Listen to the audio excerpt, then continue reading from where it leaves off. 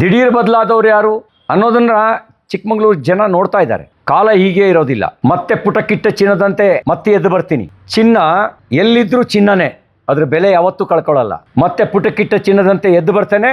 ಯಾರು ಷಡ್ಯಂತ್ರದಿಂದ ಸೋಲ್ಸಿದ್ರೋ ಅವರಿಗೆ ಮನವರಿಕೆ ಆಗಿದೆ. ಅದೇ ಜನ ವಿಶ್ವಾಸ ಇಟ್ಟು ಓಟ್ ಹಾಕ್ತಾರೆ. ನಾನು ತಾಂತ್ರಿಕವಾಗಿ ಸೋತಿರಬಹುದು, ಆದ್ರೆ 6 ವಿಧಾನಸಭಾ ಚುನಾವಣೆಯಲ್ಲಿ ಎಷ್ಟು ಓಟ್ ತಗೊಂಡಿದ್ದೀನೋ ಅದೆಲ್ಲದಕ್ಕಿಂತ ಜಾಸ್ತಿ ಓಟ್ನ 2023 ಚುನಾವಣೆಯಲ್ಲಿ ತಗೊಂಡಿದ್ದೀನಿ. ಗೆದ್ದಾಗ 70,000, ಸೋತಾಗ 79,000. ಇವತ್ತು ಮೆರಿತಿರೋರಿಗೆ ಅದು ನೀವು ಭೋಜೇಗೌಡರು ಭಿಕ್ಷೆಯಲ್ಲಿ ಮೆರಿತಾ ಇದ್ದೀರಿ. ಜನತಾದಳದ ಎರವಲು ಮತಗಳಿಂದ ಮೆರಿತಾ ಇದ್ದೀರಿ. ಸಿ.ಟಿ. ರವಿ ರಾಷ್ಟ್ರೀಯ ಪ್ರಧಾನ ಕಾರ್ಯದರ್ಶಿಯಾದ ಅವನು ರಾಜ್ಯದ ಚುಕ್ಕಾಣಿ ಹಿಡಿದು ಬಿಡ್ತಾನೆ.